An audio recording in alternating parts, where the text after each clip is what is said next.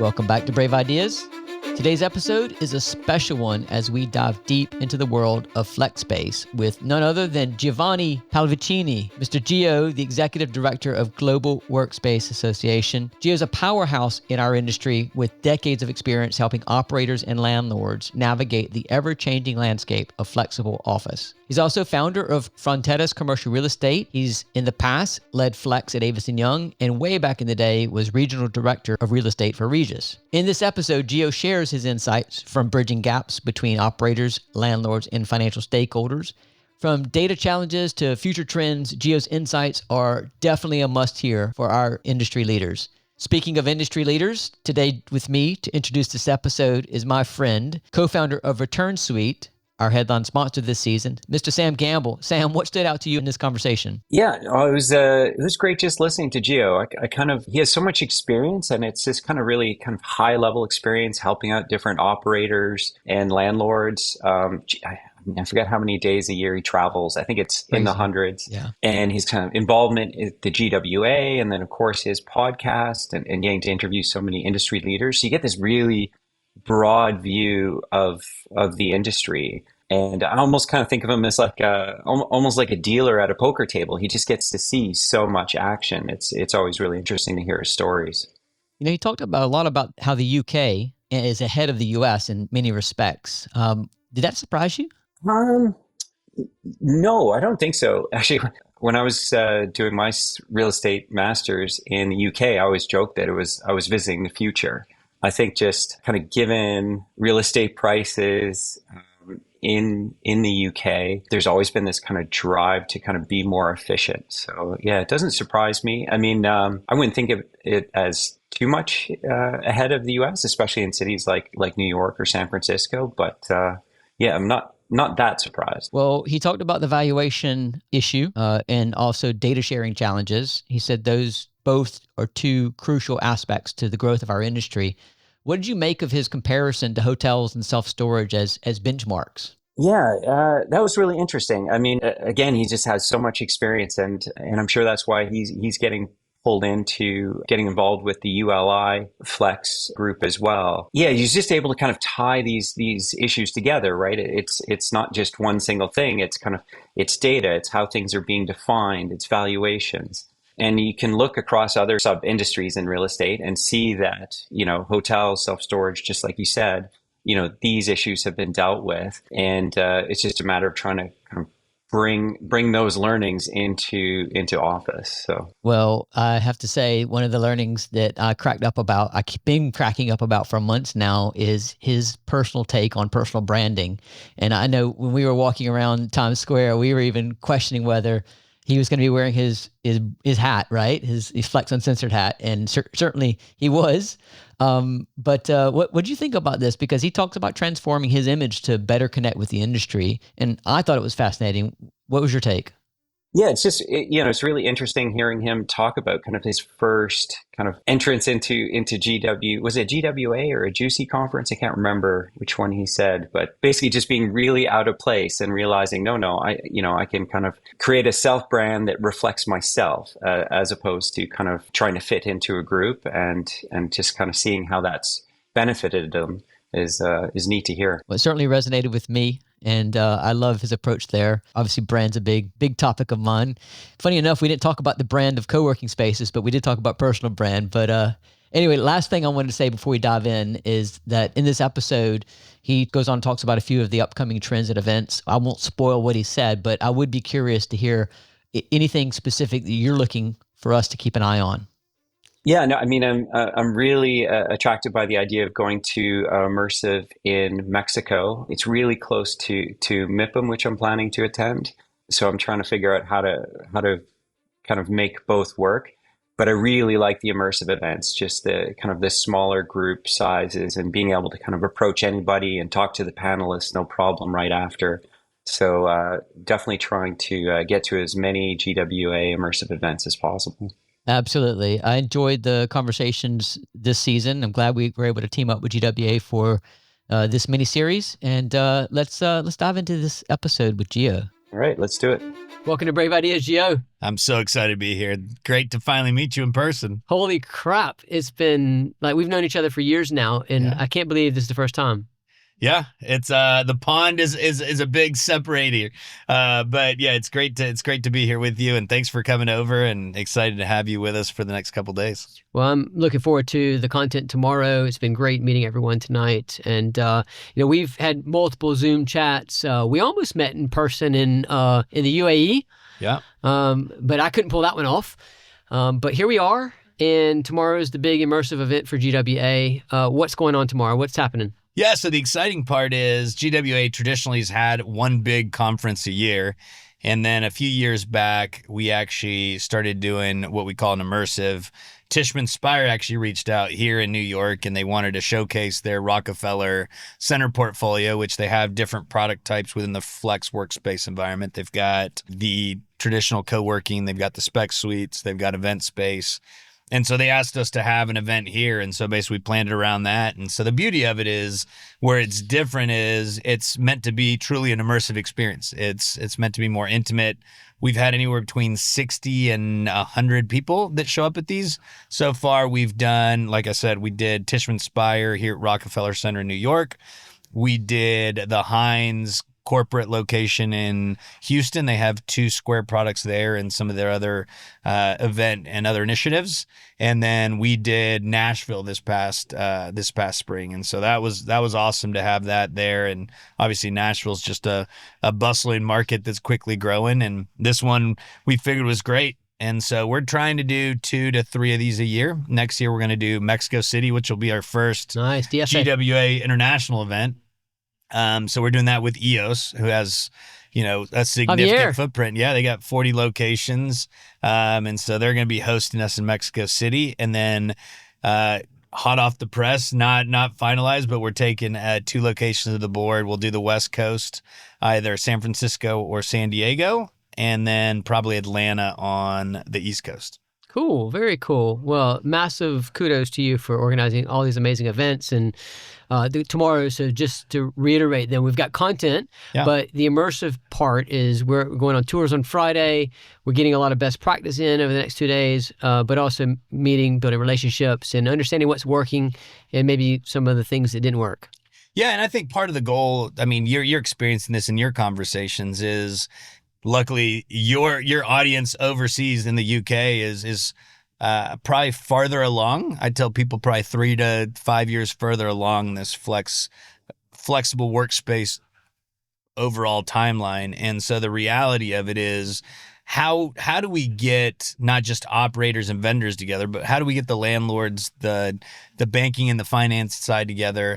And so that's what my goal is, and what we're trying to achieve is how do we overlap and collaborate more along those lines? And there's associations and conferences across the globe that, have a sector of it. You and I had a long conversation trying to get you to go to Cornet in Dubai. And, my experience there it was mainly enterprise users. And, I was on a panel and with the Entrepreneur Center, and their big deal was, how do operators better serve the enterprise community? And my answer to the enterprise directors and stuff was like, you guys have to tell us what you need, right? You're the customer.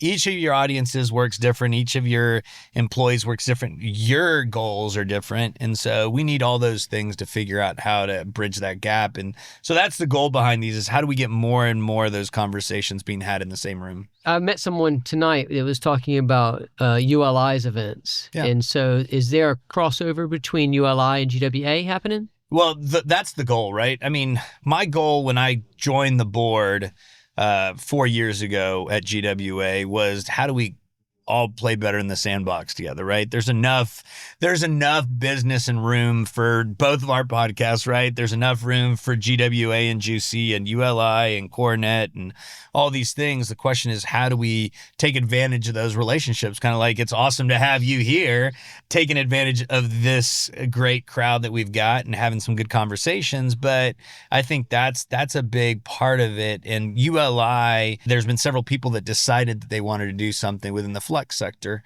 And so they've been having conversations for about a year of they have what they call product councils, and they have different types. And so they worked hard to put something together, and they've had a couple meetings. And then this past meeting in Vegas, they officially were approved as a product council. So the ULI Flex Product Council. And their goal is same as ours, is how do we educate the industry, right? And how do we educate? Number one is get people to understand and use the same terminology. You and I have to get to have these conversations all the time, and whether it's co-working, flexible workspace, executive suites, Service to office, space as a service. Yeah, and there's been so many of them, and I think it's confusing for people to understand what we're talking about, right? Because you start talking about co-working, and to me, co-working is open, collaborative space versus an executive suite, right? And so I think that's part of the ULI Flex initiative. Number one. Number two is how do you value these things? I think that's a big factor that everyone's trying to figure out is, the office industry as a whole, from an appraisal standpoint, has gotten used to 5, 7, and 10-year leases.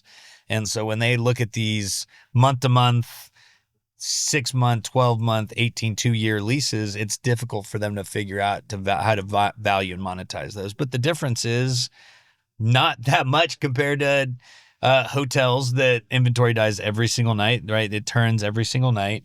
You've got apartments that have signed 6 to 12 month leases or go month to month. You've got, overall industrial, from the industrial side, self-storage and other areas do the same thing. And so it's how do you bridge that gap? And I think those are the two main things that ULI Flex wants to do. But I'll give you a great example is they just had this conference in Vegas, and it was a week-long deal, and they had all kinds of content, thousands upon thousands of people there, and there was literally one panel about office. And the panel about office was how to take dying offices and turn them into residential. Mm. And so there's no conversation about the flexible workspace, how people are working flexibly, the dynamics around that, the shifts, the changes. And so when you see things like that, and people are like, oh, they're still talking about it as it was COVID.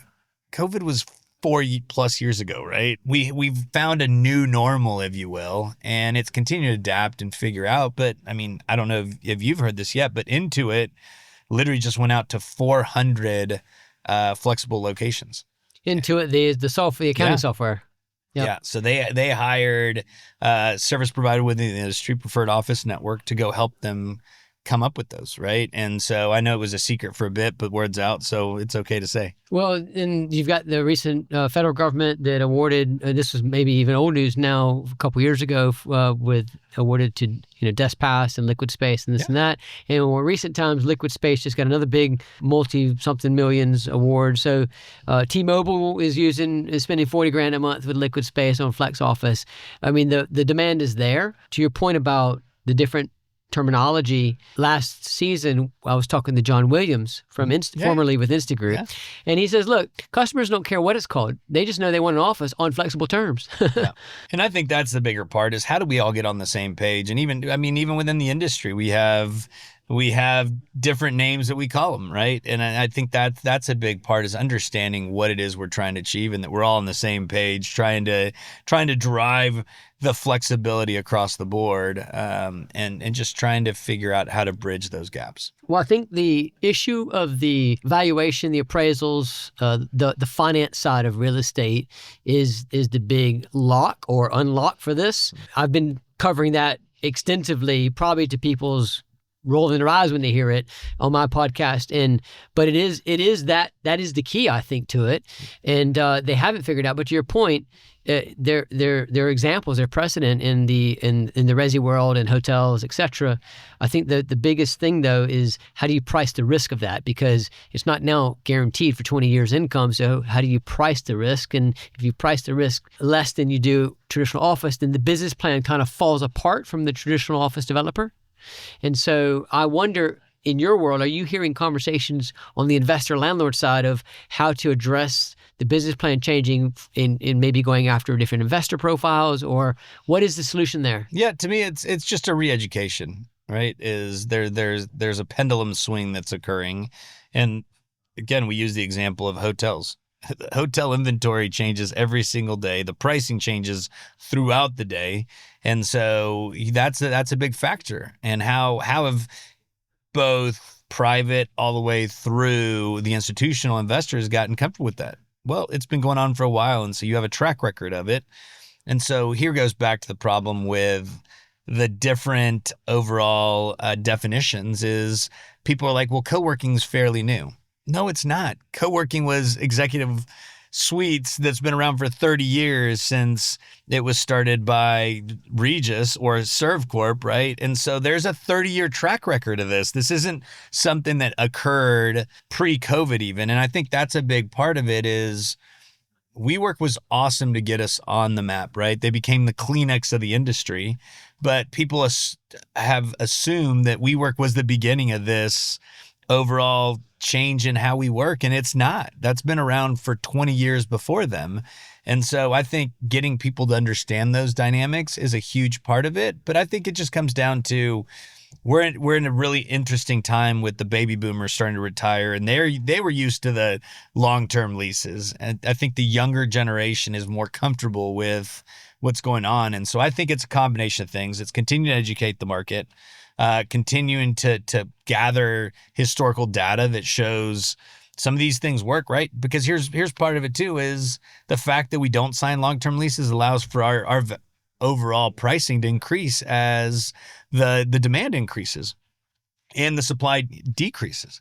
And so that's another factor. But I mean, I think part of it's just going to take a little bit of time for people to get comfortable and realize that this is not a post-COVID type of situation, that really the two most expensive investments of a company are their real estate and their people, right? And the people get to decide how they want to work. The talent's deciding, hey, this is how we want to work. And you've got talent that's going, hey, I moved for quality of life, or I don't want to drive 45 minutes or be on a bus or a train or anything else. And so they're dictating a lot of this.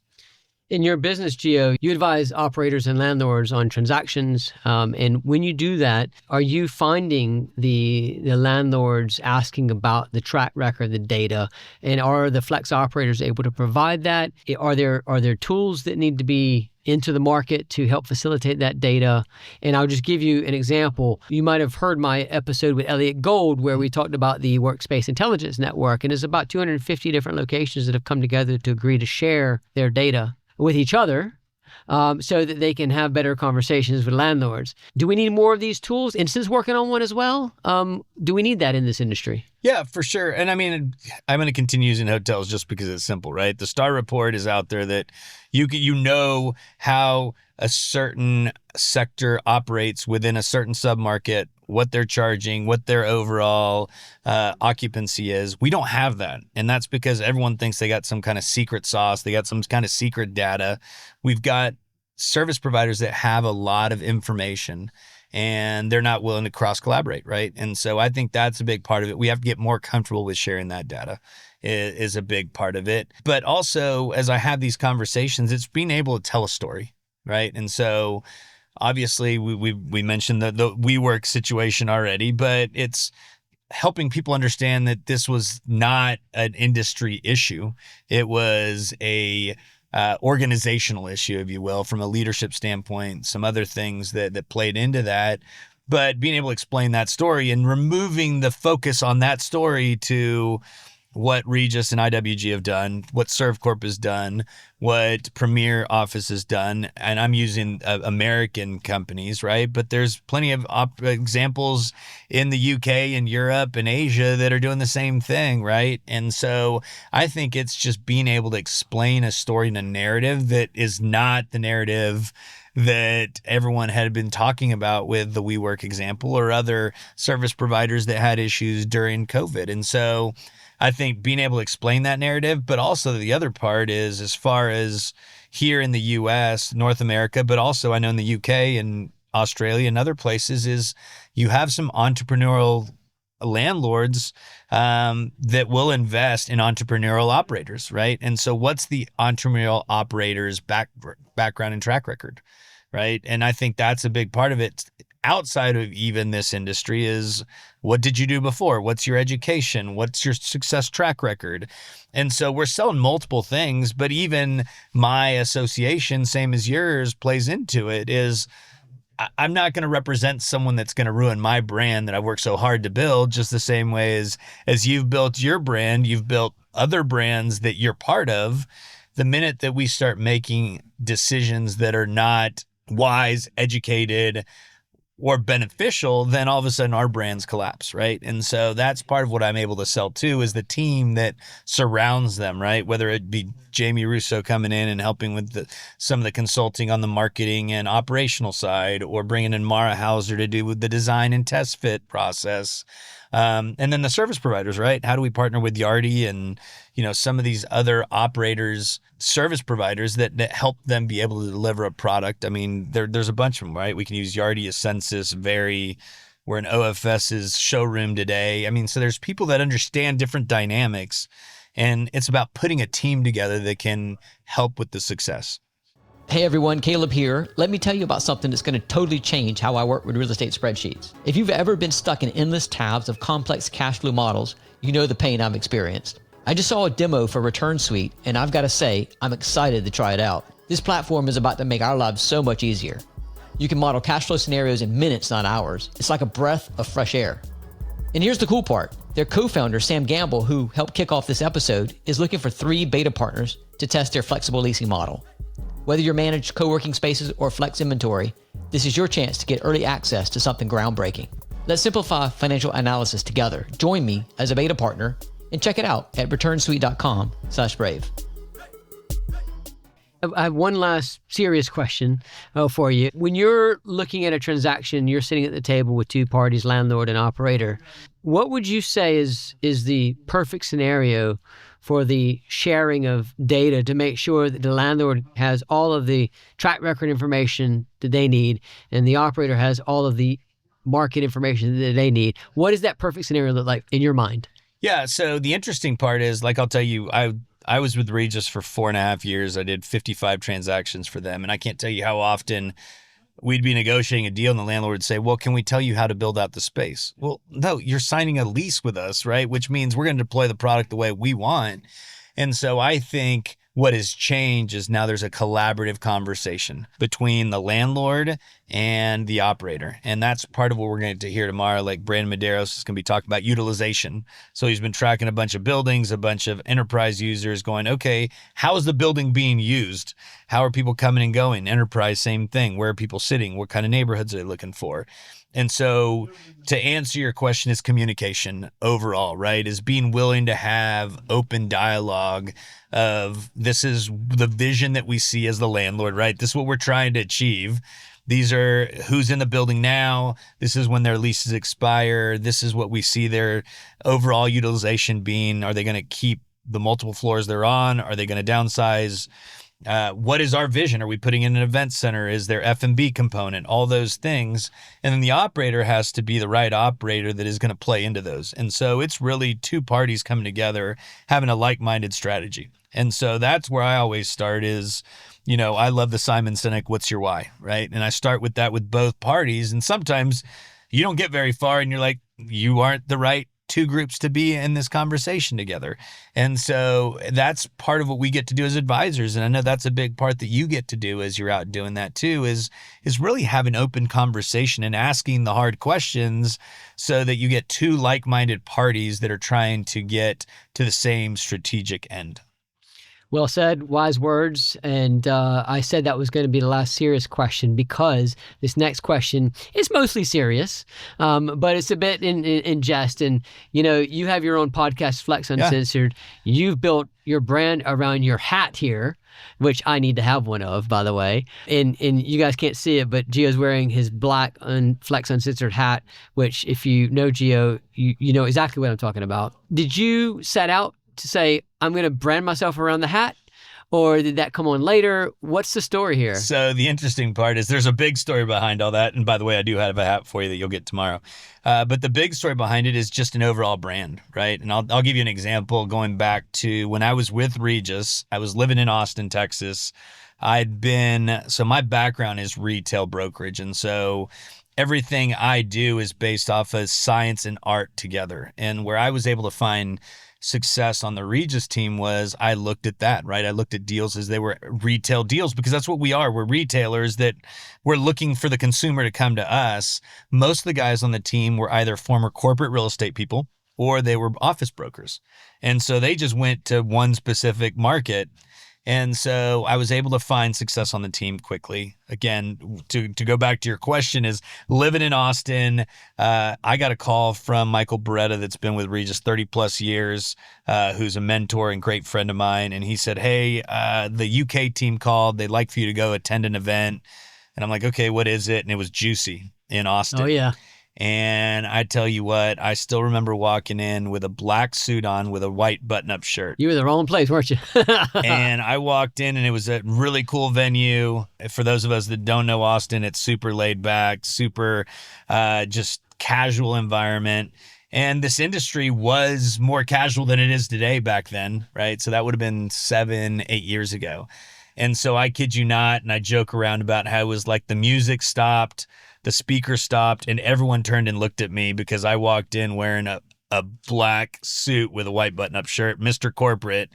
And so that's what I became known as. And so I even went to the car, took my jacket off, but I couldn't change the rest of my attire.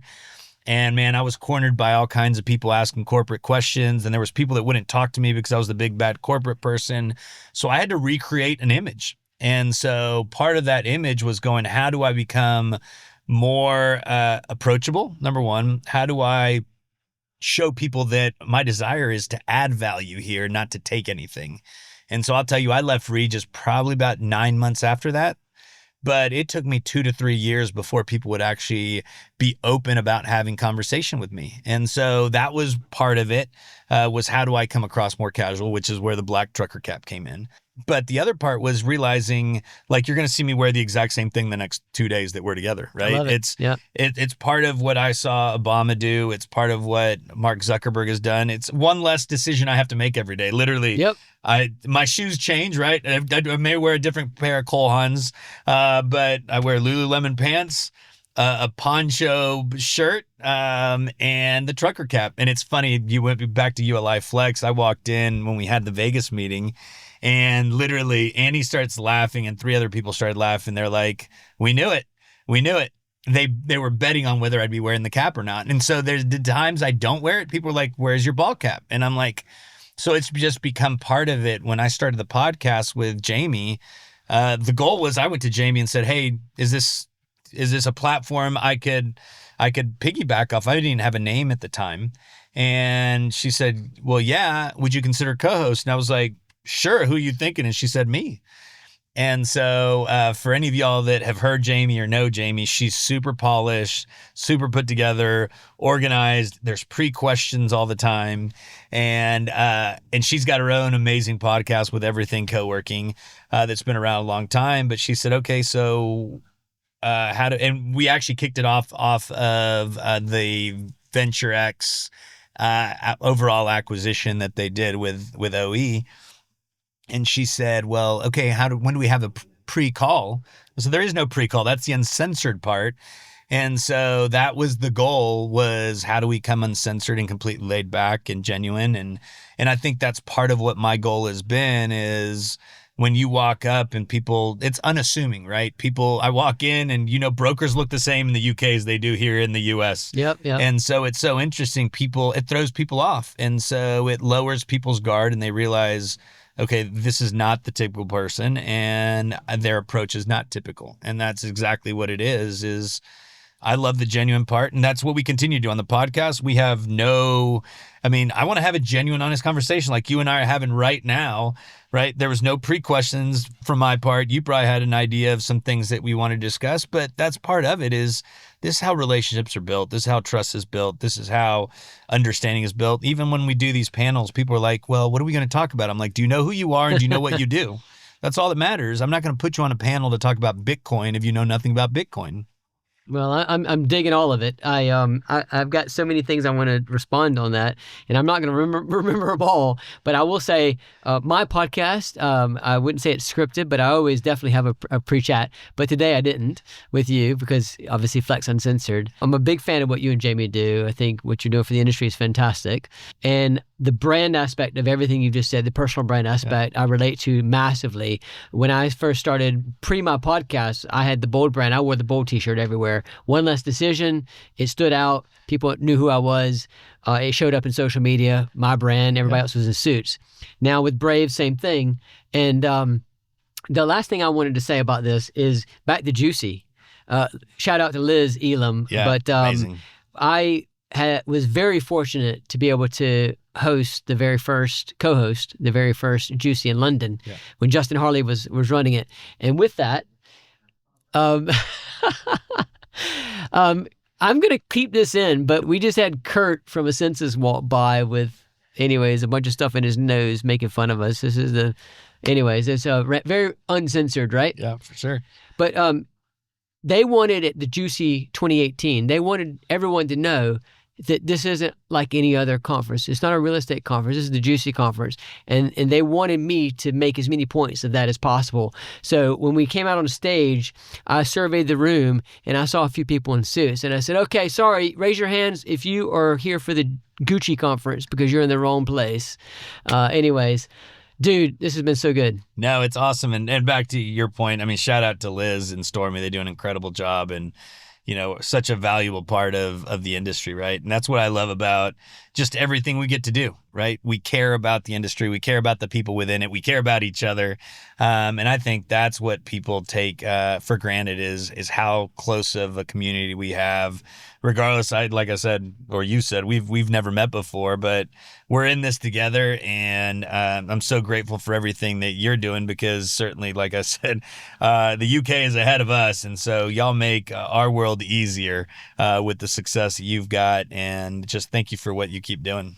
Well, appreciate it very much. And keep going, fist bump. And thank you for tuning in. Until next time, take care of yourself.